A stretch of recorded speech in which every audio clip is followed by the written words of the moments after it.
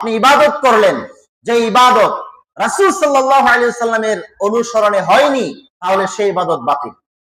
এটা আমার কোনো কথা না, এটা রাসূল মুহাম্মদ সাল্লাল্লাহু আলাইহি ওয়াসাল্লাম বলে গিয়েছেন। যদি কেউ আমল করে, যদি কেউ ইবাদত করে, সেই ইবাদত যদি রাসূল সাল্লাল্লাহু আলাইহি ওয়াসাল্লামের কথা অনুযায়ী না হয়, তাহলে সেই আমল, সেই ইবাদত বাতিল। সহিহ মুসলিম হাদিস নাম্বার 1718, আয়েশা রাদিয়াল্লাহু তাআলা আনহা থেকে বর্ণিত, তিনি বলেন, আন আয়েশা রাদিয়াল্লাহু তাআলা আনহা قالت قال رسول الله صلى الله عليه وسلم, আয়েশা রাদিয়াল্লাহু আনহা থেকে বর্ণিত, তিনি বলেন, রাসূলুল্লাহ সাল্লাল্লাহু আলাইহি ওয়াসাল্লাম বলেছেন, মান আমিলা আমালান লাইসা আলাইহি আমরুনা ফাহুয়া রাদ্দুন, কেউ যদি কোনো আমল করে আর সে আমল যদি আমাদের আমলের সাথে না মিলে, তাহলে সে আমল বাতিল। এখন আপনার কাছে যদি বলা হয় যে ভাই, আপনি যে আমলটা করছেন এই আমলটা তো বিশুদ্ধ নয়, এটা হাদিসে নাই, এটা রাসূল সাল্লাল্লাহু আলাইহি ওয়াসাল্লাম করেনি, এটা সাহাবীরা করেনি, আপনি বলেন মিয়া নতুন হাদিস তৈরি করো, তুমি কয়দিন হয়েছে নামাজ পড়ো, আমি 30 বছর যাবত সালাত আদায় করি, তুমি নতুন করে হাদিস তৈরি করিও না। এই আমল আমরা বাপদাদা থেকে পেয়েছি, এই আমল আমরা ছোটবেলা থেকে শুনে আসছি, এই আমল 300 বছর যাবত চলে আসছে, এই আমল আমাদের সমাজে হাজার হাজার মানুষ করতেছে। প্রিয় ভাই, জেনে রাখুন, হাজার হাজার মানুষ করা কোনো আমল ইসলামের দলিল নয়, 300 বছর ধরে চলে আসা কোনো আমল ইসলামের দলিল নয়, লক্ষ কোটি মানুষ যে আমল করে সে আমল ইসলামের দলিল নয়, যে আমল যত সুন্দর সুন্দর হলেই সে আমল ইসলামের দলিল নয়। ইসলামের আমল হতে হলে ওই আমল কোরআন সুন্নাহর রেফারেন্স থাকতে হবে, যে আমলে কোরআন হাদিসের কোনো রেফারেন্স নাই, যে আমল রাসূল করে নাই, যে আমল সাহাবীরা করে নাই, যে আমল তাবিঈরা করে নাই, ওইটা কোনোদিন বিশুদ্ধ আমল হতে পারে না। ওই আমল করবেন, আপনি বিপদে পড়বেন, কারণ অধিকাংশের দোহা ইসলামে চলে না। আল্লাহ রাব্বুল আলামিন বলেন, ওয়ামা ইউমিনু আকসারুহুম বিল্লাহি ইল্লা ওয়া হুম মুশরিকুন। আল্লাহ বলেন সূরা ইউসুফের 106 নাম্বার আয়াত, যে ওয়ামা ইউমিনু আকসারুহুম বিল্লাহি ইল্লা ওয়া হুম মুশরিকুন, অধিকাংশ মানুষই ঈমান আনা সত্ত্বেও মুশরিক, ঈমান এনেছেন এরপরও মুশরিক। এরপর আল্লাহ সুবহানাহু ওয়া তাআলা কোরআনুল কারীমের অনেক জায়গায় বলেছেন, বাল আকসারুহুম লা ইয়াকিলুন, অধিকাংশ মানুষই জ্ঞানহীন, বাল আকসারুহুম লা ইয়ালামুন, অধিকাংশ মানুষই জানে না।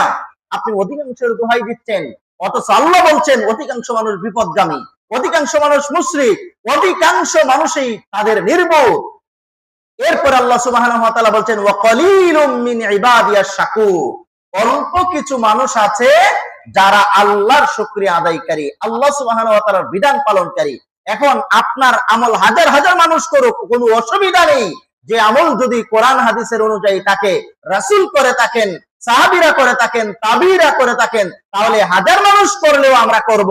আর যদি যে আমল রাসূল করে নাই, সাহাবীরা করে নাই, তাবিঈরা করে নাই, কোরআনের কোথাও পাওয়া যায়নি, হাদিসে কোথাও পাওয়া যায়নি, এই আমল যদি লক্ষ কোটি মানুষ করে, তারপরও সেটা বিশুদ্ধ আমল নয়, কারণ এই আমল করলেই আপনি বিপদে পড়বেন, কারণ এটা কোরআন হাদিস দ্বারা প্রমাণিত না। সমাজের এরকম বহু আমল আছে যেটা বললেই আমরা দলিলগুলা বাপদাদা, দলিলগুলা 300 বছর, দলিলগুলা হাজার মানুষ, এইগুলা বলে আপনি কোনোদিন পরকালে নাজাত পাবেন না। কারণ আল্লাহ সুবহানাহু ওয়া তাআলা বলেন, লা তাজিরু ওয়াজিরাতুন বিজরা উখরা, সেদিন কেউ কারো পাপের বোঝা বহন করবে না। দুনিয়াতে যেই রকম ভাবে কেউ কারো নয়, আপনি আসছেন একা, যাবেন একা, আপনার কবরে আপনি যাবেন, আমার কবরে আমি যাব, পরকালে আপনার হিসাব আপনিই দিতে হবে, আমার হিসাব আমি দিতে হবে। দুনিয়াতে যেই রকম ভাবে একটা জমি কেনার জন্য আপনি পড়ালেখা জানেন না, কোনো কিছুই জানেন না, একদম মূর্খ মানুষ, একটা জমি কিনবেন, এইটা 10 জন মানুষের কাছে যাচাই করেন, তার RSBSCS ঠিক আছে কিনা, এই জমির কাগজপত্র সব ঠিক আছে কিনা, এই জমি আমি কিনতে পারি কিনা, এই জমি তার দখল সত্ত্বে ঠিক আছে কিনা, সব কিছু মেপ টেপ দেখে আপনি সেই জমি ক্রয় করার চেষ্টা করেন। দুনিয়াতে যে জমি বুক করবেন মাত্র 20 বছর, 20 বছর একটা জমি বুক করবেন, এই 20 বছর বুক করার জন্য এই জমির কাগজপত্র যদি এইভাবে তল্লাশি দিতে পারেন মূর্খ মানুষ হয়ে, কিন্তু পরকালে যে আমল দিয়ে আপনি নাজাত পাবেন, যে আমল আপনার কবরে থাকবে, কবরে আপনার সাথী থাকবে না, বাতি থাকবে না, কবরে আপনার পরিবার পরিজন কেউ থাকবে না, কবরে কোনো বাতি থাকবে না, কবরে কোনো ধরনের কোনো সুপারিশ কাজে হবে না। যেদিন আল্লাহ সুবহানাহু ওয়া তাআলা আপনার এই জবান বন্ধ করে দিবেন, এই মুখে কথা বলার মতো কোনো ক্ষমতা থাকবে না। আল্লাহ বলছেন, আল্লাহুম্মা নাখতিমু আলা আফওয়াহিম, সেদিন আল্লাহ মানুষের মুখের মাঝে মোহর মেরে দিবেন। ওয়া তুকাল্লিমুনা আইদিহিম, সেদিন মানুষের হাত তাদের সাথে কথা বলবেন। ওয়া তাশহাদু আরজুলুহুম, তাদের পাও তাদের বিরুদ্ধে সাক্ষী দিবেন। বিমা কানু ইয়াকসিবুন, তারা দুনিয়াতে কি করেছেন সেটার হিসাব আল্লাহ সুবহানাহু ওয়া তাআলার কাছে দিতে হবে। সেগুলো হাত সেদিন বলে দিবে, পা সেদিন বলে দিবে আপনি কি করেছেন। যে আমল আপনার কবরে যাবে, যে আমল আপনাকে নাজাত দিবে, সেই আমল করার জন্য কোনোদিন দলিল খোঁজার চেষ্টা করেন না। আমলটা বিশুদ্ধ কিনা যাচাই করার প্রয়োজন মনে করেন না, মনে করেন ইসলামটা হুজুরদের সম্পত্তি। এই জন্য একজন পীর, এই দেশের হক্কানি পীর নামে খ্যাত, সে বলে ইসলামে জান্নাতে যাওয়ার তরিকা 126টা, এর মাঝে চিশতিয়া সাবিরিয়া তরিকা হলো সবচেয়ে শর্টকাট। এই জন্য আপনি শর্টকাট রাস্তা খুঁজেন। অত্যন্ত দুঃখের সহিত বলতে হয়, গত শুক্রবারে আমি ব্রাহ্মণবাড়িয়া গিয়ে শুনলাম 8 রশিতে কিছুদিন পরে সম্মেলন হবে। ওই সম্মেলনে যাওয়ার জন্য একজন ব্যক্তি 28 লক্ষ টাকা দিয়ে একটা উট কিনে আনতে, সেখানে দিবে, কারণ শর্টকাটে জান্নাতে যেতে চায়। সারা জীবন অন্যায় করে, অপরাধ করে, যখন মানুষের কোনো দিশা থাকে না, তখন মনে করে এখন তো আমাকে শর্টকাটে জান্নাতে যেতে হবে, জান্নাতে যাওয়ার একটা পথ বের করতে হবে। এখন কেউ আটরশিতে, কেউ ফুরফুরা, কেউ সারসিনা, কেউ চোরমোনাই, বিভিন্ন জায়গায় দৌড়াদৌড়ি করে শর্টকাটে জান্নাতে যাওয়ার চেষ্টা করে। আপনি মনে রাখুন, শর্টকাটে ইসলামে জান্নাতে যাওয়ার কোনো রাস্তা নেই। ইসলামের রাস্তা হলো সিরাতে মুস্তাকিম। সুনান ইবনে মাজার হাদিস, রাসূলুল্লাহ সাল্লাল্লাহু আলাইহি ওয়াসাল্লাম বলছেন, খাত্তালানা রাসূলুল্লাহ সাল্লাল্লাহু আলাইহি ওয়াসাল্লাম, রাসূল সাল্লাল্লাহু আলাইহি ওয়াসাল্লাম কিছু দাগ টানলেন, ডানে কিছু রেখা টানলেন, বামে কিছু রেখা টানলেন এবং সোজা একটা রেখা টানলেন। এরপরে তিনি বলছেন, ইন্না হাযা সিরাতি মুস্তাকিমা, এই যে সোজা যেটা দেখতেছো সিরাতে মুস্তাকিম, এটাই আমার রাস্তা, ফাত্তাবিউহু, তোমরা তার অনুসরণ করো, ওয়ালা তাত্তাবিউস সুবুল, আশেপাশে যত রাস্তা আছে সেইগুলার অনুসরণ করিও না। এখন আপনি একটু চিন্তা করেন, আশেপাশে অনেক রাস্তা থাকতে পারে, অনেক তরিকা থাকতে পারে, জান্নাতে যাওয়ার জন্য তরিকা একটা, যেই তরিকার নাম হলো তরিকায়ে মুহাম্মাদি সাল্লাল্লাহু আলাইহি ওয়াসাল্লাম। এই তরিকার নাম হলো কোরআন সুন্নাহর তরিকা, এই তরিকার নাম হলো রাসূলুল্লাহর তরিকা। এই তরিকা অনুযায়ী যদি আমল করেন তাহলে আপনি জান্নাতে যেতে পারবেন। আর যদি আপনি 8টা রশিতে ধরেন, আপনার 5 কল্লি পাক পাঞ্জাতন করেন, যত কিছু আপনি করেন, সেইটা দিয়ে আপনি বিপদগামী রাস্তায় চললেন। কেউ যদি চিন্তা করে যে আপনার এইখান থেকে, আপনার মেইন রোড থেকে উঠে আপনার নবীনগরের সিএনজিতে উঠে যদি বলে আমাকে কোম্পানিগঞ্জ নামিয়ে দিন, যেই রকম ভাবে এই সিএনজি নবীনগর যাবে, কোম্পানিগঞ্জ যাবে না, উল্টা রাস্তায় চলছেন। এরকম আমাদের সমাজের মানুষ, দেশের মানুষ, বহু মানুষ আছে যারা কোরআন সুন্নাহর পথ রেখে উল্টা পথে চলছেন এবং আবেগ দেখাচ্ছেন এটা ইসলাম হিসাবে আমি পালন করছি, দ্বীন ইসলাম হিসাবে পালন করছি, অথচ এটা ইসলাম নয়। এই জন্য আমার কথা তিতা লাগতে পারে, আমার কথা শুনে খারাপ লাগতে পারে, কিন্তু আপনাকে বিনয়ের সাথে বলছি, প্রিয় ভাই, আপনি যে আমল করবেন, আপনি যে বিশ্বাস রাখবেন, আপনি যে ইবাদত করবেন, সেই ইবাদতের পক্ষে অবশ্যই দলিল থাকবে। এর নাম হলো ইসলাম। ইসলাম এমন এক ধর্ম, ইসলাম কোন বাড়াতে ধর্ম না। ইসলাম হলো একমাত্র ধর্ম যেই ধর্মের প্রত্যেকটা কথার দলিল আছে, যেই ধর্মের প্রত্যেকটা কাজের দলিল আছে, যেই ধর্মের প্রত্যেকটা ইবাদতের দলিল আছে, যেই ধর্মের প্রত্যেকটা হাঁটা চলার দলিল আছে, যেই ধর্মের ঘুমানোর দলিল আছে, যেই ধর্মে ঘুম থেকে ওঠার নির্দেশনা আছে, আপনি যেই ধর্মের ভিতরে আপনি বাথরুমে কিভাবে যাবেন সেটারও দলিল আছে, বাথরুম থেকে কিভাবে বের হবেন সেটারও দলিল আছে, যেই ধর্মে কি খাবেন সেটারও দলিল আছে, যেই ধর্মে কি বর্জন করবেন সেটারও দলিল আছে। অর্থাৎ আপনি আপনার জীবনের শুরু থেকে নিয়ে শেষ পর্যন্ত এই দুনিয়ার জীবনের হায়াতটা আপনি কিভাবে কাটাবেন, কি করবেন, এর প্রত্যেকটাই দলিল সমৃদ্ধ ধর্মের নাম হলো ইসলাম। এর মাঝে কোনো কিছু বাড়ানো যাবে না, কমানো যাবে না। এই যে মনে করেন এই বোতলটা যদি পানিতে ভরপুর থাকে, এখন যদি কেউ এটাতে পানি দেয় তাহলে এটা পানি আর থাকবে, ভিতর থেকে বের হয়ে যাবে। এই জন্য ইসলাম হলো পরিপূর্ণ ধর্ম। ইসলাম এর ইবাদত, ইসলামের যত আমল আছে সবকিছু কমপ্লিট হয়ে গেছে। এই জন্য বলা হয় ইসলাম কমপ্লিট ফুড অফ লাইফ। ইসলাম একটি পরিপূর্ণ জীবন ব্যবস্থা, এখানে কমানো যাবে না, বাড়ানো যাবে না। সূরা মায়েদা আয়াত নাম্বার 3 আল্লাহ রাব্বুল আলামিন বলেন, আল-ইয়াওমা আকমালতু লাকুম দীনাকুম ওয়া আতমামতু আলাইকুম নি'মাতি ওয়া রাদিতু লাকুমুল ইসলাম দীনা। আল্লাহ বলেন আল-ইয়াওমা, আজ, আল-ইয়াওমা আকমালতু লাকুম দীনাকুম, আজ আমি তোমাদের জন্য তোমাদের দ্বীনকে পরিপূর্ণ করে দিলাম। ওয়া আতমামতু আলাইকুম নি'মাতি, এবং আমার নিয়ামত দ্বারা তোমাদেরকে ভরপুর করে দিলাম। আল্লাহর নিয়ামত আমরা পরিপূর্ণভাবে পেয়ে ফেলেছি, এখানে আর কমতি নেই। ওয়া রাদিতু লাকুমুল ইসলাম দীনা, এবং তোমাদের সামনে যে ইসলাম আমি পেশ করেছি, ইসলামকে ধর্ম হিসেবে আমি পেশ করেছি। তার মানে ইসলাম এমন এক ধর্ম যেটা কমতির কোনো ধর্ম না, এখানে নতুন করে তৈরি করা যাবে না। এরপরে আল্লাহ সুবহানাহু ওয়া তাআলা এই ইসলামের ভিতরে আপনি কিভাবে কি করবেন, ইসলাম ছাড়া যদি অন্য কিছু মানেন তাহলে আপনি বিপদে পড়বেন। সূরা আলে ইমরান 85 নম্বর আয়াত আল্লাহ রাব্বুল আলামিন বলেন, ওয়া মান ইয়াবতাগি গায়রাল ইসলামি দীনান ফালান ইউকবালা মিনহু ওয়া হুয়া ফিল আখিরাতি মিনাল খাসিরিন। আল্লাহ বলেন, ওয়া মান ইয়াবতাগি গায়রাল ইসলামি দীনান, যে ব্যক্তি ইসলাম ছাড়া অন্য কিছুকে দ্বীন হিসাবে মানে, ধর্ম হিসাবে মানে, ফালান ইউকবালা মিনহু, সেটা গ্রহণ করা হবে না। সে পরকালে ক্ষতিগ্রস্তের ভিতরে পড়বে, বিপদে পড়বে। বুয়া দলিল দেখে, বুয়া জাল দলিল, যে জমির কোন দলিলই নাই, এই জমি কিনলে দুনিয়াতে যে রকম ভাবে আপনি বিপদে পড়বেন, বুয়া আমল করলে, জাল আমল করলে আপনি সেদিন সেই রকম ভাবে বিপদে পড়বেন। এই জন্য ইসলাম, ইন্না দীনা ইনদাল্লাহিল ইসলাম, আল্লাহর কাছে মনোনীত ধর্মের নাম হলো ইসলাম। ইসলাম পরিপূর্ণ, এর মাঝে কোনো কিছু কমানো যাবে না, বাড়ানো যাবে না। ইসলামের ভিতরে যদি কোনো কিছু আপনি আমল করতে হয়, ইবাদত করতে হয়, তাহলে অবশ্যই কোরআন সুন্নাহ অনুযায়ী করতে হবে, রাসূল সাল্লাল্লাহু আলাইহি সাল্লামের তরিকা অনুযায়ী করতে হবে। সূরা মুহাম্মদ 47 নম্বর সূরা 33 নম্বর আয়াতে আল্লাহ রাব্বুল আলামিন বলেন, ইয়া আইয়ুহাল্লাযীনা আমানু আতিউল্লাহ ওয়া আতিউর রাসূল, হে ঈমানদারগণ, আতিউল্লাহ, তোমরা আল্লাহর অনুসরণ করো, ওয়া আতিউর রাসূল, রাসূল সাল্লাল্লাহু আলাইহি ওয়াসাল্লামের অনুসরণ করো, ওয়ালা তুবতিলু আমালাকুম, তোমরা তোমাদের আমলকে বাতিল করে দিও না। তার মানে আল্লাহর অনুসরণ এবং রাসূল সাল্লাল্লাহু আলাইহি ওয়াসাল্লামের অনুসরণ ব্যতি রেখে যদি কেউ আমল করে, তাহলে সে আমল বাতিল।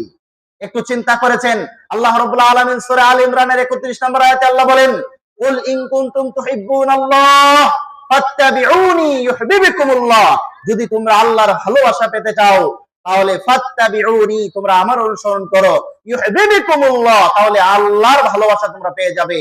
ওয়া ইয়াগফির লাকুম যুনুবাকুম, আল্লাহ তোমাদের গুনাহসমূহকে ক্ষমা করে দিবেন। আল্লাহু গফুরুর রহিম। আল্লাহ রাব্বুল আলামিন সূরা নিসার 59 নম্বর আয়াতে কি কথা বলছেন, ইয়া আইয়ুহাল্লাযীনা আমানু আতিউল্লাহ ওয়া আতিউর রাসূল ওয়া উলিল আমরি মিনকুম, তোমরা আল্লাহর অনুসরণ করো, রাসূলের অনুসরণ করো, এবং তোমাদের মাঝে যারা উলুল আমর আছে তাদের অনুসরণ করো। এরপরে আল্লাহ বলতেন, ফাইন তানাযাতুম ফি শাইইন, যখন তাদের মাঝে কোনো দ্বন্দ্ব দেখতে পাবে, ঝামেলা দেখতে পাবে, একদল বলে এটা সঠিক, আরেক দল বলে ওইটা সঠিক, একদল বলে এইভাবে আমল করো, আরেক দল বলে এইভাবে আমল করো, এক দরবারের ওজিফা এটা, আরেক দরবারের ওজিফা এটা, এই জন্য আপনি চিন্তা করলেন এত ঝামেলা যখন ইসলামে, এখন আমি কোনো কিছুই পালন করবো না, নামাজই পড়বো না। কেউ বলে দোয়াল্লিন, কেউ বলে জোয়াল্লিন, এই জন্য আপনি বলেন যে আমি নামাজই পড়ি না। না, এইভাবে বলে আপনি রাগ দেখিয়ে আপনি সালাত ছেড়ে দেন, দুনিয়ার কোনো ক্ষেত্রে তো আপনি ছাড়েন না। দুনিয়াতে আপনি বাজারে যান মাছ কেনার জন্য, গিয়ে যদি দেখেন যে অনেক মাছের দোকান, তাহলে আপনি দেখে খুশি হন না বেজার হন? আপনি দেখে খুশিতে আরো দৌড়ে আপনার কোনটা ভালো হয় যেটা যাচাই করে কিনেন। আপনি দুনিয়াতে আপনার যদি যান ডাক্তারের কাছে, গিয়ে দেখেন অনেক ডাক্তারের চেম্বার, আপনি মনে করেন যে এত ডাক্তার, কোন ডাক্তারের কাছে যাব, আমি তো দ্বিধাহীন আপনার ঝামেলায় পড়ে গেলাম, আমি বাড়িতে চলে আসি, আর আমার ডাক্তার দেখানোর দরকার নাই। নাকি ভালো ডাক্তার খোঁজ নিয়ে সেটা দেখানোর চেষ্টা করেন। কিন্তু ইসলামের ক্ষেত্রে এই হুজুর এই কথা বলে, আরেক হুজুর আরেক কথা বলে, কিন্তু আপনি সেইখানে মনে করেন যে হুজুরের মাঝে যত দ্বন্দ্ব, এই জন্য আমি নামাজ পড়বো না, আমি আমল করবো না, ইবাদত করবো না। আপনি এইভাবে চলে আসেন ইসলামের ক্ষেত্রে হলে, এই যে আপনি এই কাজটা করলেন, তাহলে সবচেয়ে বড় ভুল করলেন। আপনি দুনিয়ার ক্ষেত্রে বুঝতে পারলেন, ভালো কোনটা যাচাই করতে পারলেন, কিন্তু ইসলামের ক্ষেত্রে কেন আপনি যাচাই করলেন না? যে ইসলাম নিয়ে আপনাকে থাকতে হবে, যে ইসলাম নিয়ে আপনাকে উপস্থিত হতে হবে, যে ইসলাম আপনাকে কবরে গেলে প্রশ্ন করা হবে, মা দীনুকা, তোমার দিন কি, তোমার ধর্ম কি? সেই ধর্ম হলো ইসলাম। এই ইসলাম সম্পর্কে আপনি জানার প্রয়োজন মনে করলেন না, সেই ইসলাম সম্পর্কে আপনি রিসার্চ করার প্রয়োজন মনে করলেন না, ইসলামের কোনটা সঠিক, কোনটা কোরআন সুন্নাহ সম্মত সেটা আপনি জানার প্রয়োজন মনে করলেন না। বিদায় হজের ভাষণে রাসূলুল্লাহ সাল্লাল্লাহু আলাইহি ওয়াসাল্লাম বলছেন, তারাকতু ফীকুম আমরাইন, আমি তোমাদের মাঝে দুটি বস্তুকে রেখে গেলাম, লান তাদিল্লু মা তামাসসাকতুম বিহিমা, কিতাবাল্লাহি ওয়া সুন্নাত নাবিয়্যিহি, যতদিন পর্যন্ত তোমরা এই দুটি জিনিসকে আঁকড়ে ধরবে ততদিন তোমরা গোমরা হবে না। এর মাঝে একটি হলো কিতাবুল্লাহ, আল্লাহর কিতাব, ওয়া সুন্নাত রাসূলিহি, রাসূল সাল্লাল্লাহু আলাইহি সাল্লামের সুন্নাহ। তাহলে আল্লাহর কোরআন এবং রাসূল সাল্লাল্লাহু আলাইহি সাল্লামের সুন্নাহকে আঁকড়ে ধরলে গোমরা হবেন না। আমল যদি করতে হয় তাহলে অবশ্যই কোরআন সুন্নাহ ভিত্তিক আমল করতে হবে, এটাই হবে বিশুদ্ধ আমল। আর যদি আমল যদি কোরআন সুন্নাহ ভিত্তিক না থাকে তাহলে এই আমল হবে বাতিল আমল, এই আমল হবে অশুদ্ধ আমল, এই আমল হবে ভ্রান্ত আমল। এই আমল করে আপনি ফায়দা পাবেন না। আমল করতে পারবেন ঠিক আছে, কিন্তু সেই আমল করে আপনি কোনোদিন নাজাতের ওসিলা করতে পারেন না, কারণ এই আমল রাসূল সাল্লাল্লাহু আলাইহি ওয়াসাল্লাম বলছেন, সহিহ মুসলিমের হাদিস, ইয়াতবাউল মাইয়িতা সালাসুন, মৃত ব্যক্তিকে অনুসরণ করে তিনটি বস্তু, ফায়ারজু ইসলামে দুটি ফিরে আসে, ফায়ারজু আহলুহু ওয়া মালুহু, তার পরিবার তার সম্পদ যা আছে সব ফিরে আসে, ওয়া ইয়াবকা আমালুহু, তার কবরে বাকি থাকে আমল। যে আমল আপনার কবরে যাবে, এই আমলটাকে বিশুদ্ধ যদি না হয় তাহলে এই আমল কবরে নিয়ে কি করবেন? আপনি আমল করেছেন রাসূলুল্লাহর উপরে দুরূদ পড়া খুব ভালো কাজ, আমরা বলি রাসূল বলেছেন, মান সাল্লাল্লাহু আলাইহি ওয়াহিদাতান সাল্লাল্লাহু আলাইহি আশারা, যেই ব্যক্তি রাসূলের উপরে একবার দুরূদ পড়বে তার উপরে 10টি রহমত নাজিল হবে। শুধু তা নয়, আরেক বর্ণনায় আছে তার 10টি মর্যাদা উন্নত করা হবে, 10টি গুনাহ আল্লাহ ক্ষমা করে দেওয়া হবে। সুবহানাল্লাহ, এত ফজিলত। রাসূল আরেক হাদিসে বলছেন, সবচেয়ে বড় বখিল হলো ওই ব্যক্তি যেই ব্যক্তির সামনে রাসূলের নাম শোনা হয়েছে দুরূদ পড়লো না, ওই ব্যক্তি হলো সবচেয়ে বড় কৃপণ। এখন দুরূদ পড়া ভালো কাজ, এই আমল আপনি করবেন, কিন্তু আপনি যখন তখন আপনি দুরূদ পড়বেন, যেভাবে ইচ্ছা সেভাবে দুরূদ পড়বেন, তাহলে হবে না। আপনি দুরূদ নামাজ আযানের আগে আপনি দুরূদ পড়েন, দুরূদ পড়া ভালো কাজ, এই জন্য আযানের আগে পড়েন, আসসালাতু ওয়াসসালামু আলাইকা ইয়া রাসূলুল্লাহ, আসসালাতু ওয়াসসালামু আলাইকা ইয়া হাবিবাল্লাহ। দুরূদ পড়া ভালো কাজ, কিন্তু আল্লাহর রাসূলের জীবদ্দশায় কোন সাহাবী কোনদিন আযানের আগে দুরূদ পড়েনি, রাসূল সাল্লাল্লাহু আলাইহি সাল্লামের জীবদ্দশায় কোন সাহাবী পড়েনি, তাবী পড়েনি, তাবেঈরা পড়েনি। আপনি মনে করছেন দুরূদ পড়া ভালো কাজ, এই জন্য এটা কোনো সমস্যা নাই, এইটা করে আপনি বিপদে পড়লেন। রাসূলুল্লাহর নাম শুনলে আপনার ভালোবাসা আছে, রাসূলকে ভালোবাসতে হবে, কোরআন সুন্নাহ শিখিয়েছেন। আল্লাহ রাসূল সাল্লাল্লাহু আলাইহি সাল্লাম বলছেন, লা ইউমিনু আহাদুকুম হাত্তা ইয়াকুনা হাব্বা ইলাইহি মিন ওয়ালিদিহি ওয়া ওয়ালাদিহি ওয়ান নাসি আজমাইন, তোমাদের কেউ ততক্ষণ পর্যন্ত প্রকৃত মুমিন হতে পারবে না যতক্ষণ পর্যন্ত আমি তার কাছে পিতামাতা, সন্তান সন্ততি,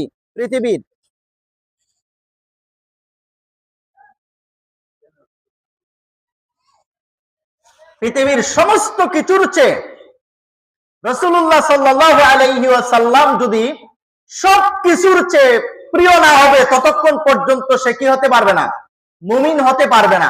এখন রাসূল সাল্লাল্লাহু আলাইহি ওয়াসাল্লামকে ভালোবাসা হলো ঈমান।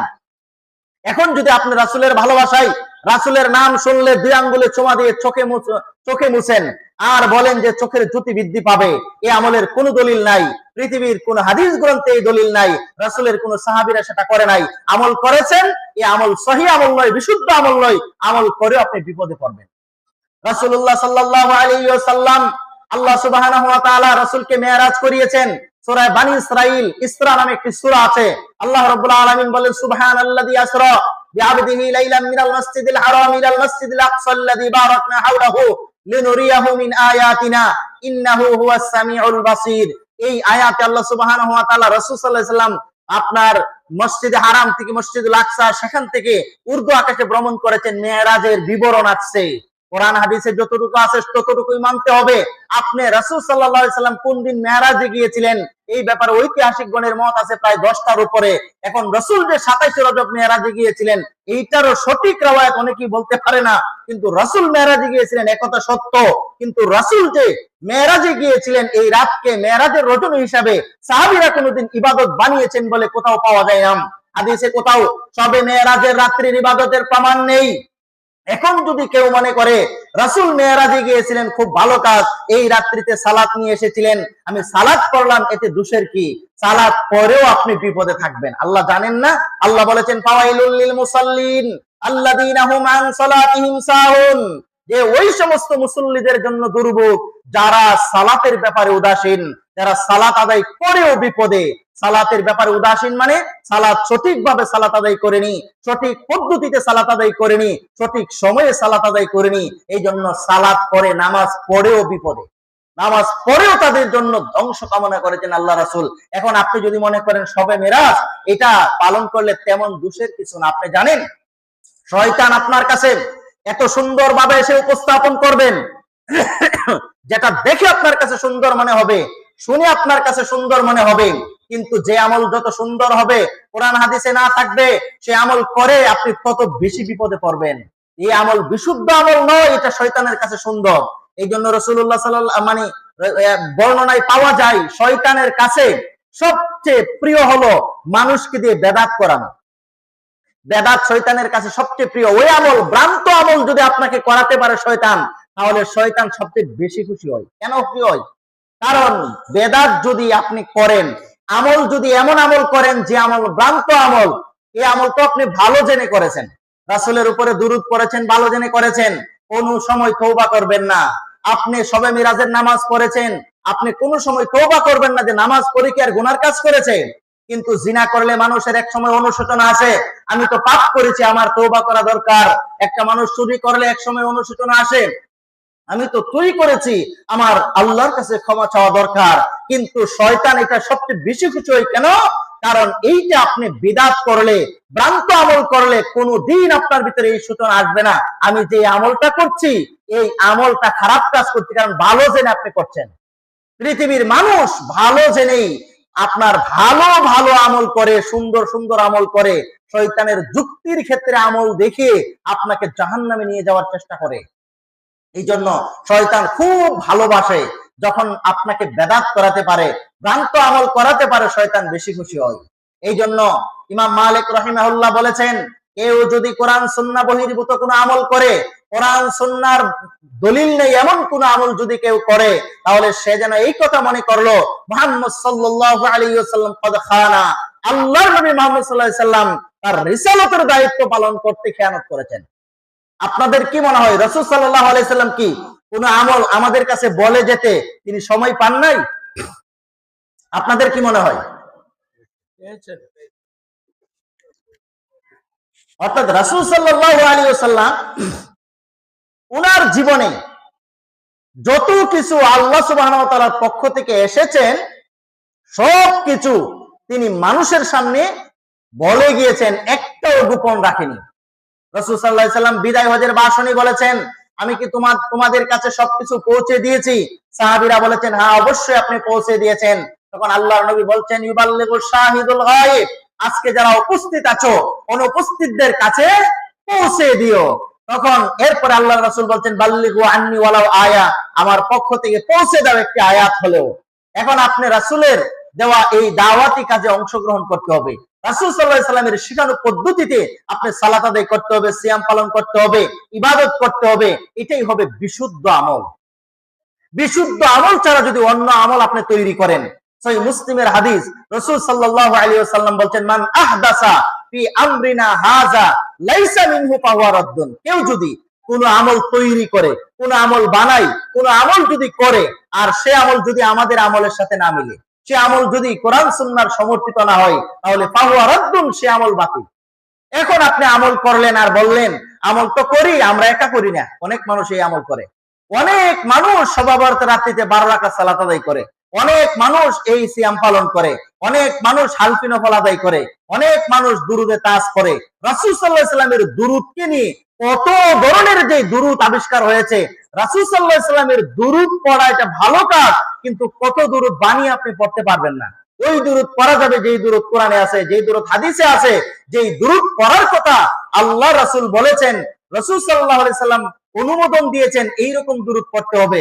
কিন্তু মানুষ দুরুদ বানিয়ে দিয়েছে দুরুদে নারিয়া, নারুন মানে আগুন, দুরুদে নারিয়া মানে কি এমন না নিজে নিজে আপনার নারুত্ব আগুন, দুরুদে নারিয়া মানে আগুনের দুরুদ। মানে কি হুজুররা, কিছু হুজুর আছে একদম যে এমন কিছু আপনাকে বলবে যে এইটা যদি আপনি পড়েন আপনার শত্রু একেবারে জ্বলে পুড়ে সারকার হয়ে যাবে।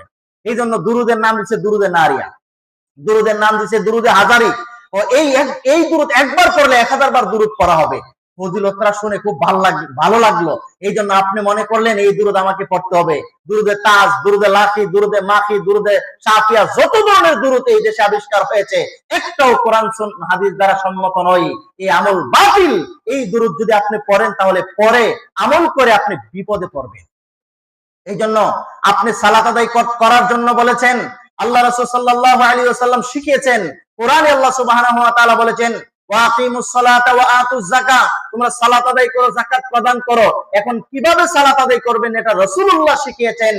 আপনি রাসূলুল্লাহ সহিহ বুখারীর 1 নম্বর হাদিস, বাবু কাইফা কানা বাদুল ওয়াহি ইলা রাসূলিল্লাহি সাল্লাল্লাহু আলাইহি ওয়াসাল্লাম, কিতাবের ওয়াহির মাঝে একটা হাদিস ইমাম বুখারী সর্বপ্রথম শুরু করেছেন, ইন্নামাল আমালু বিন্নিয়াত, আমলের প্রতিদান দেওয়া হবে নিয়তের উপর।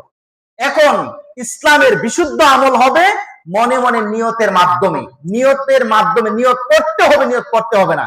ইসলাম আপনাকে শিখিয়েছে নিয়ত করা, যে নিয়ত করা, নিয়ত মানে ইরাদাতুল কলব, অন্তরের ইচ্ছা। অন্তরের ইচ্ছা যদি করেন তাহলে এটা হলো নিয়ত, এটা হলো বিশুদ্ধ আমল। আর নিয়ত যদি মুখে মুখে পড়েন তাহলে এটা হলো অশুদ্ধ আমল। এখন আপনি আর কিছু পারেন না, জানাজার সালাত পড়তে গেছেন, আপনার আত্মীয় মারা গেছে, আপনার বাবা মারা গেছে, চাচা মারা গেছে, দাদা মারা গেছে, আপনি জানাজার সালাতের দোয়া পারেন না, আপনি জানাজার সালাতের পদ্ধতি পারেন না, কিন্তু হুজুরকে কোনোদিন বলেন না হুজুর জানাজার নামাজের আপনার দোয়াটা বলে দেন, বলেন হুজুর নিয়তটা বলে দেন। তখন হুজুরেও কি করবে, এখন অন্য কিছু না বলে নিয়তটা বলে দেয়, নাওয়াইতু আন উয়াদ্দিয়া লিল্লাহি তাআলা, অর্থাৎ উসাল্লিয়া না ওয়াদ্দিয়া তৈরি করেছেন।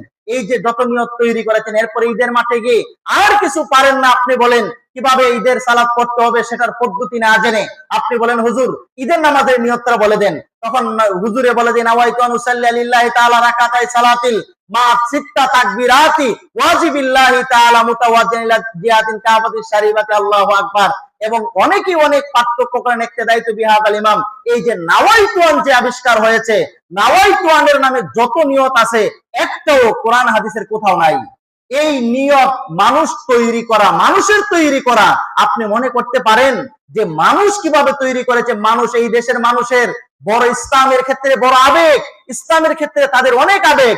আরবি শুনলেই মনে করে হাদিস, আরবি শুনলেই মনে করে এটা আমল করা যাবে। নাওয়াইতু আন উসাল্লিয়া লিল্লাহ আরবি বলেছে, এখন তো অবশ্যই এটা মানতে হবে, অবশ্যই এটা পড়তে হবে। এই জন্য একটা সূরা শিখাচ্ছে, নিয়ত শিখে কষ্ট করে হলে অন্তত।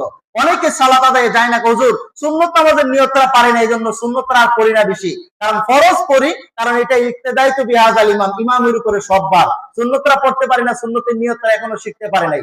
একটু চিন্তা করেছেন? নিয়ত, নিয়ত আপনি বাড়ি থেকে বের হয়েছেন, মনে মনে ইচ্ছা করেছেন, এটাই তো আপনার নিয়ত হয়ে গেছে। আপনি এক্সট্রা করে আপনার নাওয়াইতু আন পড়তে হবে না। নাওয়াইতু আন পরে আপনি যেইভাবে আপনি আপনার ভেস লাগলে আবার পড়তেছেন, ভেস লাগলে আবার পড়তেছেন, আসলে এইগুলা হলো মানুষ তৈরি করেছে। আমাদের যেটা বলতেছিলাম যে মানুষ আরবি শুনলেই মনে করে কি হাদিস। এক ব্যক্তি বেগুন বিক্রি করত, জাল হাদিসের কিতাবে একটা ঘটনা নিয়ে আসছে যে এক ব্যক্তির পেশা ছিল বেগুন বিক্রি করা, সে সবজি বিক্রি করত। তো একদিন বেগুন নিয়ে বসে আছে, সকাল থেকে সন্ধ্যা পর্যন্ত বেগুন বিক্রি হচ্ছে না।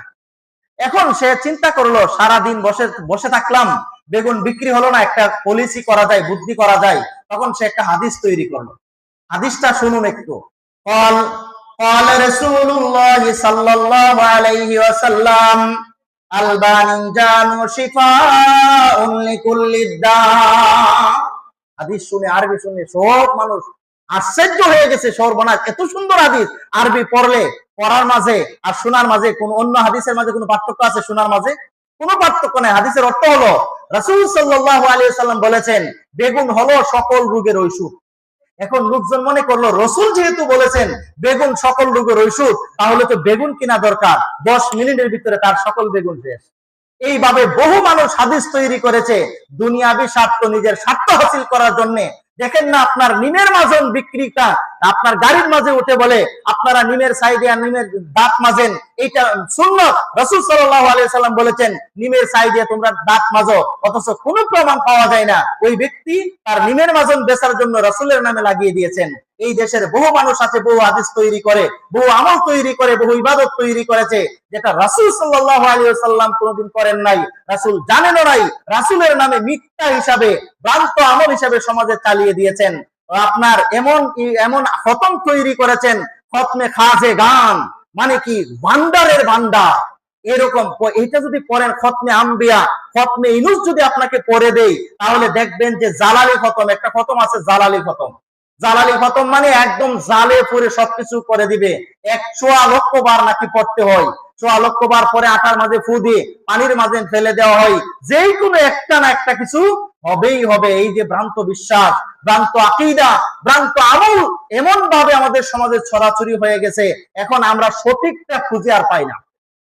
এখন যদি বলে এটা ভুল, এখন যদি বলে এটা বেদাত, এখন যদি বলে এটা ভ্রান্ত আমল, তখন বলে সমাজে আপনি ফিতনা সৃষ্টি করতে আসছেন, তখন বলে যে আপনারা নতুন হাদিস কোথায় থেকে আবিষ্কার করছেন। প্রিয় ভাইরা আমার, আমরা সমাজে ফিতনা সৃষ্টি করতে আসি নাই, আমরা সমাজের মাঝে মানুষকে বিভ্রান্ত করতে আসি নাই। আমরা এসেছি আপনার কাছে এই কথা বলে দিচ্ছি, আপনি যদি এই কথা শোনেন আর আমল না করেন, কিয়ামতের ময়দানে সূরাতুল আহজাবের মাঝে এসেছে, সূরাতুল আনআমের মাঝে এসেছে, সেদিন আঙ্গুলে কামড়াবেন আর আফসোস করবেন। সেদিন বলবেন ক্বালু, তাহলে আমাদের এই অবস্থা হতো না, কিন্তু আমরা অনুসরণ করেছি। ইন্না আতানা ওয়া সাদাতানা ওয়া কুবারানা, আমরা অনুসরণ করেছি আমাদের বড় হুজুরদের, আমরা অনুসরণ করেছি আমাদের বাপ দাদাদের, আদাল্লুনাস সাবিল, আমরা আমাদেরকে পথভ্রষ্ট করেছেন। একটু চিন্তা করে দেখুন, আপনার কবরে আপনি যাবেন, আপনার আমলের হিসাব আপনি দিবেন। আপনি যদি নিজে পরিশুদ্ধ না হয়ে বিশুদ্ধ আমল না শিখে যান, বিশুদ্ধ আমল না করে যান, তাহলে বিপদে পড়বেন আপনি, আপনার বাবা বিপদে পড়বে না, আপনার হুজুর বিপদে পড়বে না, আপনার পীর সাহেব বিপদে পড়বে না। এই জন্য নিজের বিপদ থেকে বাঁচতে হলে বিশুদ্ধ আমল সম্পর্কে জানতে হবে, বিশুদ্ধ আকীদা সম্পর্কে জানতে হবে, বিশুদ্ধ আমল করে পৃথিবী থেকে বিদায় হতে হবে। রাসূলুল্লাহ সাল্লাল্লাহু আলাইহি ওয়াসাল্লাম শিখিয়েছেন দোয়ায়ে ইস্তিফতাহ, মানে সালাত শুরুর দোয়া। এখন আপনি মসজিদে গিয়ে জায়নামাজে পড়ে, জায়নামাজে দাঁড়িয়ে জায়গা পাকের দোয়া পড়তেছেন। জায়গা পাকের দোয়া কি? ইন্নী ওয়াজ্জাহাতু ওয়াজহিয়া লিল্লাযী ফাতারাস সামাওয়াতি ওয়াল আরদা হানিফা ওয়া মা আনা মিনাল মুশরিকিন, জায়গা পাকের দোয়া। এই জায়গায় যদি পায়খানা লাগানো থাকে আর এই দোয়া যদি 1000 বার কেউ পড়ে, তাহলে কি এই জায়গা পাক হবে? জায়গা পাকের দোয়া। আল্লাহ রাসূল বলে যে এই দুনিয়া পুরোটাই প্রশস্ত, এটা আমার উম্মতের ইবাদতের জন্য জায়গা, এই জন্য পৃথিবী পবিত্র। আপনি জায়গা পাকের জন্য দোয়া পড়ে কোনোদিন জায়গা পবিত্র করতে পারবেন না। জায়গা নাপাক হলে পানি দিয়ে পবিত্র করতে হবে, কিন্তু আপনি দোয়া পড়ে পবিত্র করে ফেলতেছেন। এই যে ইন্নী ওয়াজ্জাহাতু, এটা মূলত সালাতুল ইস্তিফতাহ, অর্থাৎ রাসূলুল্লাহ সাল্লাল্লাহু আলাইহি ওয়াসাল্লাম সেইটা আপনার নামাজের নিয়ত বাঁধার পরে অনেক সময় সানার পরিবর্তে এটা পড়তেন। এরপরে আপনার আমরা যে উযু করি, উযুর ক্ষেত্রে উযুর অনেক দোয়া আবিষ্কার হয়েছে।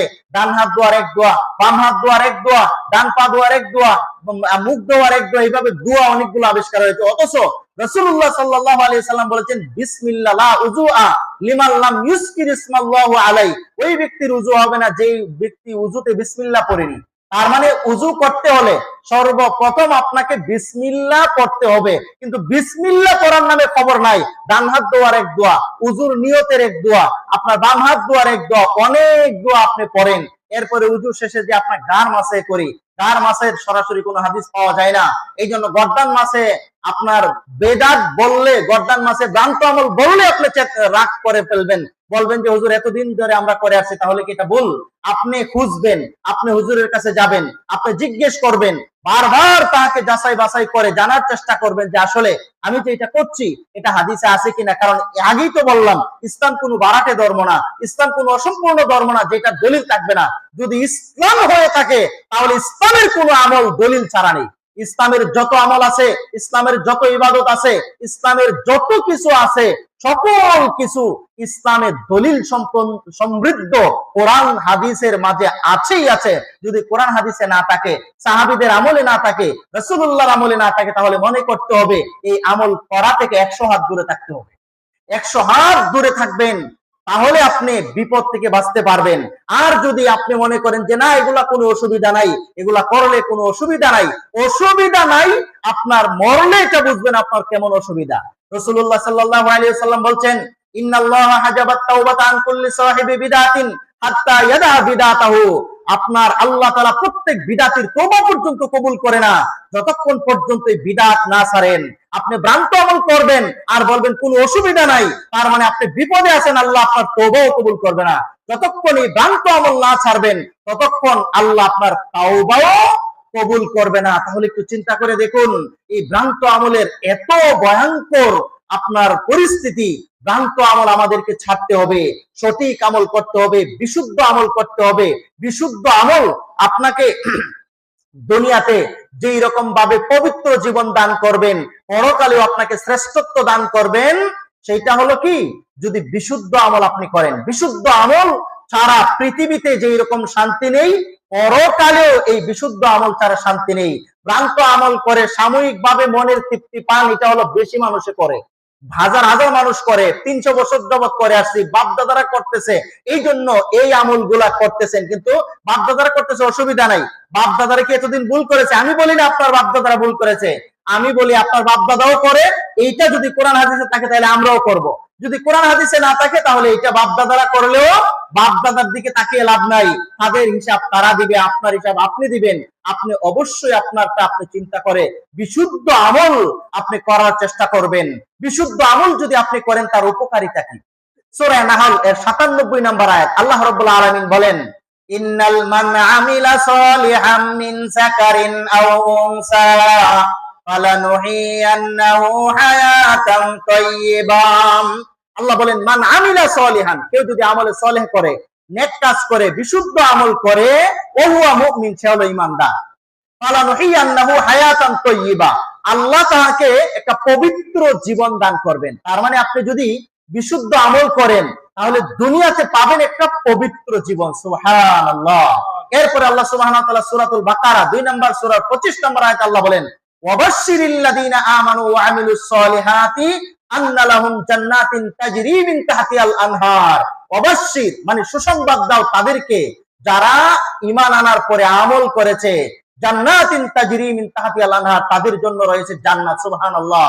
এরপরে সূরা কাফের 110 নম্বর আয়াতে আল্লাহ রাব্বুল আলামিন বলছেন, ইন্নাল্লাযীনা আমানু ওয়া আমিলুস সলিহাতি কানাত লাহুম জান্নাতুল ফিরদাউসি নুজুলা, নিশ্চয়ই যারা আমলে সালেহ করেছে, ঈমান আনার পরে আমলে সালেহ করেছে, তাদের জন্য রয়েছে জান্নাতুল ফিরদাউস। সুবহানাল্লাহ। এরপর আল্লাহ রাব্বুল আলামিন সূরা কাফের 110 নম্বর আয়াতের শেষে বলছেন যে, ফামান কানা ইয়ারজু লিকা রাব্বিহি ফালইআমাল আমালান সালিহা ওয়া লা ইউশরিক বিইবাদাতি রাব্বিহি আহাদা। যে ব্যক্তি, ফামান কানা, যে কেউ, যদি কোনো মানুষ, ইয়ারজু আশা পোষণ করে, লিকা রাব্বিহি তার প্রভুর সাক্ষাতের জন্য, তাহলে ফালইআমাল আমালান সালিহা, সেজন্য আমলে সালেহ করে। চিন্তা করেছেন একটু? আপনি আল্লাহর সাক্ষাৎ পেতে হলে, আপনি আল্লাহ সুবহানাহু ওয়া তাআলার সাক্ষাৎ যদি পেতে চান, আল্লাহর দেখা পেতে চান, পরকালে যদি আল্লাহকে দেখতে চান, জান্নাতীরা জান্নাতে যাওয়ার পরে জান্নাতীদেরকে জিজ্ঞেস করবেন, তোমাদের কি আর কোনো চাওয়া পাওয়ার আছে? তারা বলবেন, আল্লাহ জান্নাতে এত নিয়ামত দিয়েছো, জান্নাতের এত নিয়ামত, আমরা দুনিয়াতে কোনোদিন কষ্টই ভোগ করিনি। সুবহানাল্লাহ, এত আমাদের আর কোনো কিছু চাওয়া পাওয়ার নেই। তখন আল্লাহ সুবহানাহু ওয়া তাআলা তার পর্দা সরিয়ে জান্নাতীদের সামনে যখন আসবেন, সালামুন আলা কাওলাম মির রাব্বির রহিম, আল্লাহর পক্ষ থেকে জান্নাতীদেরকে যখন সালাম দিবেন, ওয়ামতাজুল ইয়াউমা আইয়ুহাল মুজরিমুন, ওই অপরাধীদেরকে আল্লাহ পার্থক্য করে দিবেন, পৃথক করে দিবেন, দূরে ঠেলে দিবেন। এই যে আল্লাহ জান্নাতীদেরকে দেখা দিবেন, জান্নাতীরা এইভাবে আল্লাহর দিকে তাকিয়ে থাকবেন, হাজার বছর চলে যাবে, জান্নাতীরা আল্লাহর দিকে এক পলকে তাকিয়ে থাকবেন, কখনো বুঝতেও পারবেন এত বছর চলে গেছে। সুবহানাল্লাহ।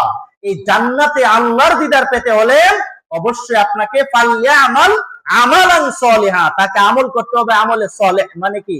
বিশুদ্ধ আমল। বিশুদ্ধ আমল করতে হবে। এরপরে বলতেছেন কি, ওয়ালা ইউশরিক বিইবাদাতি রাব্বিহি আহাদা, আল্লাহর ইবাদতের সাথে, আমলের সাথে, ইবাদতের সাথে কাউকে শরীক করা যাবে না। এখন আপনি আমলও করেন, আল্লাহর কাজ, আল্লাহর জন্য আমল করেন, আবার বাবার জন্য আমল করেন। আল্লাহর জন্য করেন 33 বার সুবহানাল্লাহ, আর বাবা আপনাকে দিয়েছে 12 তাসবিহ জিকির। এখন 13 লতিফার জিকির, নফিস বাতের জিকির। নফিস বাতের জিকির কি? আল্লাহ মানে আল্লাহকে টান দিয়ে হু করে ছাড়া, এরকম অনেক জিকির আছে। এটা হলো নফিস বাতের জিকির, হ্যাঁ। তারপরে 12 তাসবির জিকির, 13 তাসবির জিকির, কত জিকির আপনি করলেন। কেন এটা করলেন? এটা পীর সাহেবে দিয়েছে, এটা করতে হবে। জান্নাতে যাওয়ার শর্টকাট রাস্তা না। জান্নাতে যেতে হলে আপনাকে শিরিক থেকে বাঁচতে হবে। আপনি শিরিক করেন আর আপনি আল্লাহর জান্নাত পাওয়ার আশা করেন, আল্লাহই তো বলে দিয়েছেন শিরিক থেকে আপনাকে বাঁচতে হবে। শিরিক কি? শিরিক এমন ভয়াবহ পাপ। সূরা মায়েদার 72 নম্বর আয়াত আল্লাহ রাব্বুল আলামিন বলেন, ইন্নাহু মান ইউশরিক বিল্লাহি ফাকাদ হারামাল্লাহু আলাইহিল জান্নাত। যারা আল্লাহর সাথে শিরিক করবে তাদের জন্য আল্লাহর জান্নাত হারাম। ওয়া মাওয়াহুন নার, তাদের স্থান হবে জাহান্নামে। ওয়া মা লিজ জালিমিনা মিন আনসার, জালেমদের জন্য কোনো সাহায্যকারী পাওয়া যাবে না। সূরা নিসার 48 নম্বর আয়াতে আল্লাহ রাব্বুল আলামিন বলেন, ইন্নাল্লাহা লা ইয়াগফিরু আই ইউশরাকা বিহি ওয়া ইয়াগফিরু মা দুনা যালিকা লিমান ইয়াশা। আল্লাহ তাআলা শিরকের গুনাহ আল্লাহ ক্ষমা করবেন না। এরপরে আল্লাহ সুবহানাহু ওয়া তাআলা অন্য আয়াতে বলেন, লাইন আশরাকতা লা ইয়াহবাতান্না আমালুকা। আপনি নবী যদি শিরিক করতেন আপনার আমল বাতিল হয়ে যেত। আপনি শিরিকও করবেন আবার আমলও আপনি চিন্তা করবেন, তাহলে হবে না। রাসূলকে আল্লাহ বলে দিয়েছেন, আপনি নবী যদি শিরিক করতেন তাহলে আপনার আমল আমি বাতিল করে দিতাম। শিরিক এমন ভয়াবহ গুনাহ, এই জন্য শিরিক থেকে বেঁচে আমল করতে হবে। এরপরে আল্লাহ রাসূল সাল্লাল্লাহু আলাইহি ওয়াসাল্লাম সহিহ বুখারীর হাদিস আন জাবির ইবনে আবদুল্লাহ রাদিয়াল্লাহু তাআলা আনহু قال قال رسول الله صلى الله عليه وسلم من مات يشرك بالله شيئا دخل النار ومن مات لا يشرك بالله شيئا دخل الجنة। রাসূল বলেছেন, এক কথায় কেউ যদি শিরিক করে দুনিয়াতে মারা যায় তাহলে সে জাহান্নামে প্রবেশ করবে। আর যদি শিরিক না করে দুনিয়াতে মারা যায়, আমল যদি কম হয় তারপরেও সে জান্নাতে যাবে। সুবহানাল্লাহ। একটু চিন্তা করেছেন? তাহলে জান্নাতে যেতে হলে আপনাকে শিরিক করা ছেড়ে দিতে হবে। মুআয ইবনে জাবাল রাদিয়াল্লাহু আনহু তিনি বলছেন, উসিনি বিআশরি কালিমাত, আল্লাহর রাসূল আমাকে 10টি বিষয়ের ওসিয়ত করতেন। এর মধ্যে এক নাম্বার নসিহত হলো, এক নাম্বার হলো লা তুশরিক বিল্লাহি শাইআন, আল্লাহর সাথে কাউকে শরীক করা যাবে না। এরপরে বলছেন, ইন কুতিলতা আও হুররিকতা, যদি তোমাকে জবাই করা হয়, যদি তোমাকে হত্যা করা হয়, যদি তোমাকে আগুনে পোড়ানো হয়, তারপরেও তুমি আল্লাহর সাথে কাউকে শরীক করতে পারবে না। এই জন্য শরীক করে, শিরিক করে আপনি আমল করতে পারবেন না। গানিয়ুন আল্লাহর নাম, কিন্তু গনিশা, নবীনগরের গনিশাই সেখানে গিয়ে দেখি ইয়া গানিয়্যু বলে, আর ওই গনিশাকে ডাকতেছেন ইয়া গানিয়্যু, ইয়া গানিয়্যু। ওইখানে গিয়ে চাচ্ছেন, তুমি চাইলে সবকিছু পারতেছো, আমার এইটা পূরণ করে দাও, আমি নিজ কানে শোনা। আমি সেখানে গিয়ে দেখি ওই গনিশাকে সামনে রেখে আপনার সেইখানে বলতেছে, তুমি চাইলে সব পারো, কিন্তু আমার এই জিনিসটা আল্লাহ নাই, বাবা তুমি পুরা করো। এখন বাবার কাছে চাচ্ছেন, তার মানে চাইতে হবে আল্লাহর কাছে। আপনি যদি চান অমুকের কাছে, তাহলে ওই চাওয়ার কারণে আপনি জাহান্নামে চলে যেতে হবে, আল্লাহর সাক্ষাৎ পাবেন না।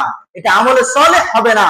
আমলে সালেহ হবে সেটাই যেটা শিরিক থেকে মুক্ত হবে, যেটা বিদআত থেকে মুক্ত হবে, যেটার পক্ষে পাওয়া যাবে কোরআনের দলিল, যেটার পক্ষে পাওয়া যাবে হাদিসের দলিল, যেটা ইসলাম। ইসলাম হলে এই ইসলামের ভিতরে অন্য কিছুর জায়গা হবে না। এরপরে যারা আমলে সালেহ করে তাদেরকে আল্লাহ রাব্বুল আলামিন সৃষ্টির শ্রেষ্ঠ বলেছেন। সূরাতুল বাইয়িনা এর 7 নম্বর আয়াতে আল্লাহ রাব্বুল আলামিন বলেন যে, ইন্নাল্লাযীনা আমানু ওয়া আমিলুস সালিহাতি উলাইকা হুম খায়রুল বারিয়া, নিশ্চয় যারা ঈমান এনেছেন, আমলে সালেহ করেছেন, উলাইকা হুম খায়রুল বারিয়া, তারা হলো সৃষ্টির শ্রেষ্ঠ। সৃষ্টির শ্রেষ্ঠ হবে তারা যারা কোরআন হাদিস অনুযায়ী আমল করে, যারা বিশুদ্ধ আমল করে। বিশুদ্ধ আমল যদি আপনি করেন তাহলে আপনি সৃষ্টির শ্রেষ্ঠ।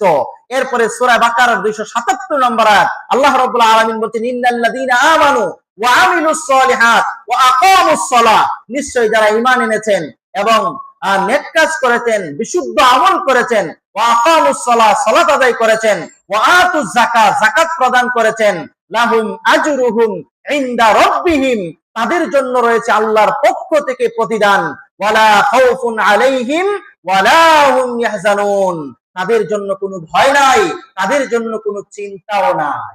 এখন আপনার যদি চিন্তা থাকবে কখন?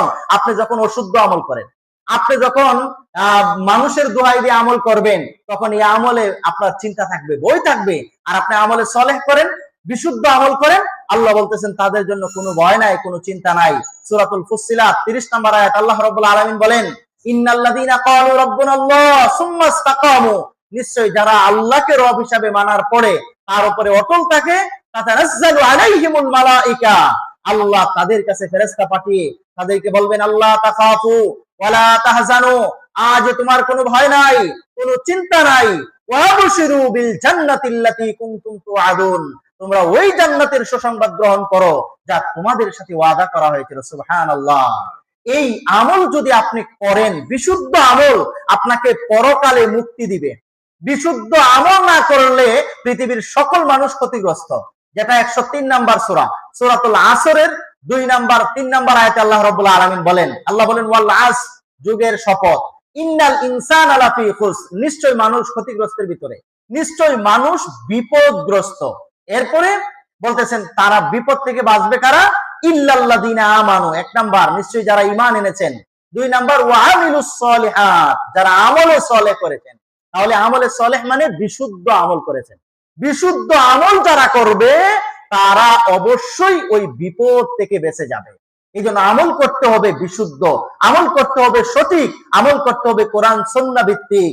এরপরে সহিহ মুসলিমের হাদিস, আবু হুরায়রা রাদিয়াল্লাহু আনহু থেকে বর্ণিত, তিনি বলেন, আন আবি হুরায়রা রাদিয়াল্লাহু তাআলা আনহু قال قال رسول الله সাল্লাল্লাহু আলাইহি ওয়াসাল্লাম, আবু হুরায়রা রাদিয়াল্লাহু আনহু থেকে বর্ণিত, তিনি বলেন, রাসূলুল্লাহ সাল্লাল্লাহু আলাইহি ওয়াসাল্লাম বলেছেন, ইন্নাল্লাহা লা ইয়ানজুরু ইলা সুওয়ারিকুম ওয়া আমওয়ালিকুম ওয়ালাকি ইয়ানজুরু ইলা কুলুবিকুম ওয়া আ'মালিকুম।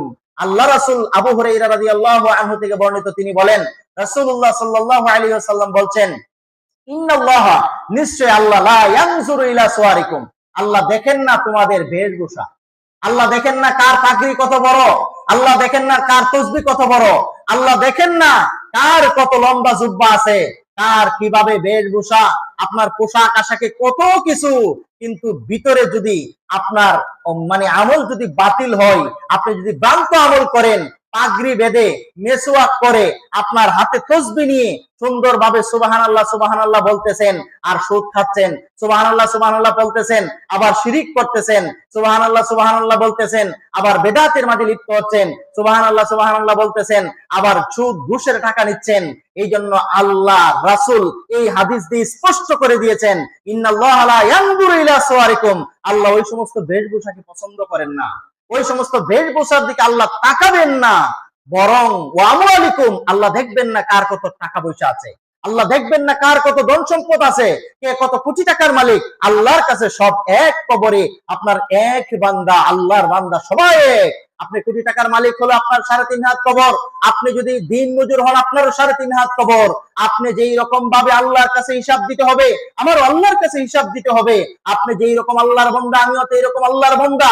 এই জন্য আল্লাহ দেখবেন না আপনার বেশভূষা চাল চলন কত সুন্দর, আল্লাহ দেখবেন না আপনার টাকা পয়সা কত আছে, বরং আল্লাহ দেখবেন ওয়ালাকি ইয়ানজুরু ইলা কুলুবিকুম, আল্লাহ দেখবেন মানুষের অন্তর, আল্লাহ দেখবেন মানুষের অন্তর। আপনি মানুষকে দেখানোর জন্য সালাত আদায় করেন কিনা, আপনি মানুষকে খুশি করার জন্য সালাত আদায় করেন কিনা, এটা আল্লাহ দেখবেন।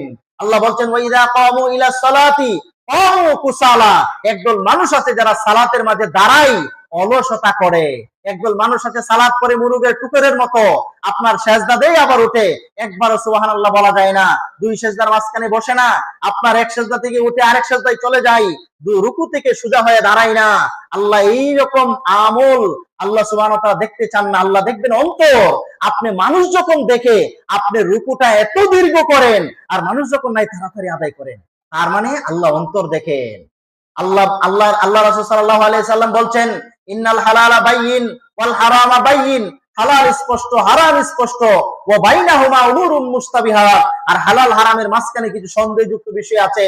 এরপরে তিনি বলছেন যে জেনে রাখো, ইন্না ফিল জাসাদি মুদগাতান, মানুষের ভিতরে একটা দেহের ভিতরে একটা গোশতের টুকরা আছে, ইদা সালাহাত সালাহা সাইরু জাসাদি, যখন এই গোশতের টুকরাটা পবিত্র হবে তার পুরা দেহই পবিত্র থাকবে, ওয়াইদা ফাসাদা, যখন এটা নষ্ট হবে ফাসাদা সাইরু জাসাদি, তার পুরা দেহটাই যেন নষ্ট হয়ে যাবে। একটু চিন্তা করেছেন? এই জন্য আপনার এই দেহটাকে, আপনার এই গোশতের টুকরাটাকে সুস্থ রাখতে হবে। এই গোশতের টুকরা যদি আপনি সুস্থ রাখতে চান, আপনার হৃদয় যদি সুস্থ রাখতে চান, তাহলে অবশ্যই আপনাকে আমলে সলেহ করতে হবে, নেক আমল করতে হবে, সৎ আমল করতে হবে, বিশুদ্ধ আমল করতে হবে। যাদের আমল বিশুদ্ধ তাদের আপনার কলব পরিষ্কার, আর যাদের আমল অশুদ্ধ তাদের কলব কি ময়লা যুক্ত। এরপরে আল্লাহ বলছেন ওয়ালাকি ইয়ানজুরু ইলা কুলুবিকুম ওয়া আমালিকুম, আল্লাহ দেখবেন আপনার আমল, আপনার আমল কোরআন সুন্নাহ মোতাবেক হয়েছে কিনা, আপনার আমল বিশুদ্ধ হয়েছে কিনা, আপনার আমল সঠিক আমল হয়েছে কিনা, এইটা আল্লাহ সুবহানাহু ওয়া তাআলা দেখবেন। তাহলে আমরা যে আমল করছি, এই আমল আমাকে যে বিষয় দেওয়া হয়েছিল বিশুদ্ধ আমলের প্রয়োজনীয়তা, আমি আপনাদের সামনে বিশুদ্ধ আমলের গুরুত্বটা বলেছি। যদি আপনি পরকালে নাজাত পেতে চান, যদি আপনি যা কবরে আপনার জন্য সঠিক পাথেয় নিয়ে যেতে চান, যদি আপনি আল্লাহ সুবহানাহু ওয়া তাআলার দরবারে আপনার সঠিক আমল জমা দিতে চান, তাহলে অবশ্যই আপনাকে বিশুদ্ধ আমল করতে হবে। আর বিশুদ্ধ আমল ছাড়া যদি অন্য আমল করেন, অন্য আমল বলতে যে আমলের ব্যাপারে কোরআনের কোনো দলিল নেই, যে আমলের ব্যাপারে হাদিসের দলিল নেই, যে আমল রাসূলুল্লাহ করে নাই, যে আমল সাহাবীরা করে নাই, ওই আমল কোন আমল? অশুদ্ধ আমল, ভ্রান্ত আমল হলো ওইটা যে আমলের ক্ষেত্রে দলিল চাওয়া হলে বলা হয় বাপ দাদারা করে আসছেন, যে আমলের ব্যাপারে দলিল চাওয়া হলে বলা হয় 300 বছর যাবত আমল চলে আসছে, যে আমলের ব্যাপারে দলিল চাওয়া হলে বলা হয় যুগ যুগ ধরে এটা চলে আসছে, হাজার হাজার মানুষ এটা করছে, এই জন্য আমরাও করি। এই জন্য আপনাদেরকে বলবো, দুনিয়াবি ক্ষেত্রে আপনি সকল কিছুর দলিল তালাশ করে, সকল কিছুর আপনার দুনিয়ার একটা জমি কিনলে যদি দলিল আদিল্লা ঠিক আছে কিনা দেখতে পারেন, তাহলে ইসলাম পালন করবেন। কবরে আপনাকে থাকতে হবে, হাসরের ময়দানে দাঁড়াতে হবে, আল্লাহর কাছে জবাবদিহি করতে হবে। এই জীবন আপনি কোথায় কাটিয়েছেন আল্লাহ আপনাকে প্রশ্ন করবেন। আনহামরিহি ফিমা আপনা, তোমার এই জীবন কিভাবে কাটিয়েছো? ওয়ান শাবাবিহি ফিমা আবলা, যুবককে প্রশ্ন করা হবে, তুমি যুবক তুমি কিভাবে তোমার এই যৌবনকাল কাটিয়েছো? আর মালিহি, তার মাল সম্পর্কে প্রশ্ন করা হবে, কোথায় থেকে মাল কামিয়েছো, কোথায় মাল ব্যয় করেছো। এরপরে আপনাকে প্রশ্ন করা হবে কতটুকু জেনেছো, তা অনুযায়ী আমল করেছো। এই 5টি প্রশ্নের উত্তর দেওয়ার আগ পর্যন্ত বনি আদম সামনে এক পাও বাড়ানোর মতো ক্ষমতা থাকবে না সেই দিন। তাহলে আপনি আমি ওই দিনকে ভয় করে আপনার আমলকে ওয়াত্তাকু ইয়াওমান তুরজাউনা ফিহি ইলাল্লাহ, আল্লাহ বলছেন ওই দিনকে ভয় করো যেদিন তোমরা আল্লাহর কাছে ফিরে যেতে হবে। আমাদেরকে ফিরে যেতে হবে আল্লাহর কাছে। এই জন্য আসুন, আমরা যেহেতু আল্লাহর কাছে ফিরে যাব, অবশ্যই আল্লাহর কাছে ফিরে যাওয়ার আগে আমাদের আমলকে বিশুদ্ধ করি। আমাদের